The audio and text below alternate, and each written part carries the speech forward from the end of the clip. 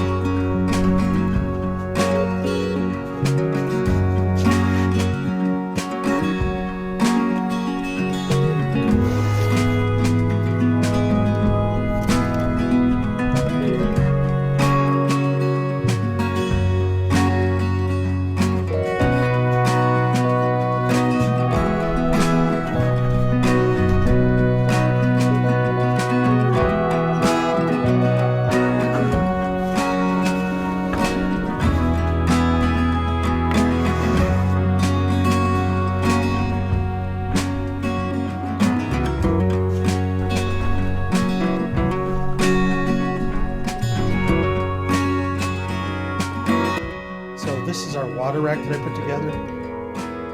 As you can see, it holds 25-gallon bottles of water. We have a few that don't quite fit, so we have a few extra laying around here and there. As you can see, sometimes they leak when you first put them in, but after they're there for a little while, it seems to just stop.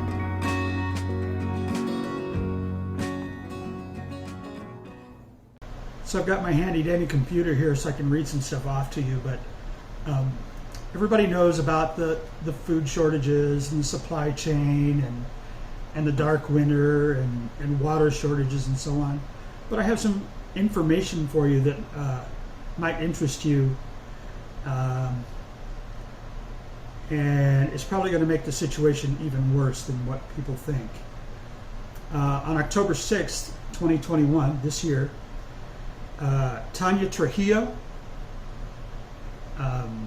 who is the Assistant Secretary for Water and Science with the U.S. Department of the Interior. She testified before the Senate on the drought. And let me see if I can find this here.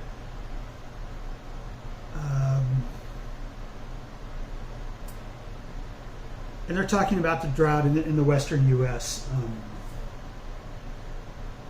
I'm not going to get into all of the reasons for it, but obviously some of it is rainfall. But a lot of that water comes from places like Arizona, the state where I live. And in order for California to have enough water, they get water from Arizona, which to me doesn't make a lot of sense because Arizona is a drier state than California, but that's beside the point. Anyway, to make up the shortages for California, they're going to get it from here. And I want to read you the conclusion that they have here at the end of her statement. And it says, the only way to address these challenges and climate change is to utilize the best available science and to work cooperatively across the landscape and communities that rely on our western rivers.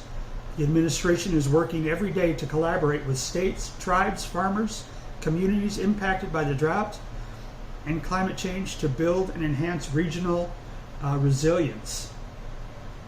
No amount of funding can offset the severe shortfalls in precipitation being experienced this year across the American West. We will experience unavoidable reductions in farm water supplies and hydropower generation. Ecosystem degradation and urban areas will need to conserve water. Let me read that one more time. We will experience unavoidable reductions in farm water supplies and hydrogeneration. Ecosystem degradation and urban areas will need to conserve water. The department and state and local partners have planned for this by being proactive and fully using the tools we have. So what they're trying to say is they're going to cut water supplies for power generation, which is going to contribute to our dark winter with the lack of fuel and coal. And they're also going to reduce the amount of water they're giving to farmers, which, by the way, they've already done. So they're going to reduce it more, which means growing crops for those farmers is going to be that much harder, and it's going to be that much harder for them to maintain a good food supply. And then, of course, that also means there's going to be a shortage of water. So on top of everything else, they're going to be adding to our issues with the dark winter and the food supply. So just make sure that you're doing what you need to do for your family. Be prepared. That's all I can tell you. Thanks for watching. Make sure you subscribe. Give us a thumbs up, a like, whatever it is, wherever you're watching. Leave us a comment down below. See if you know anything we don't know. Share the information. Thanks for watching.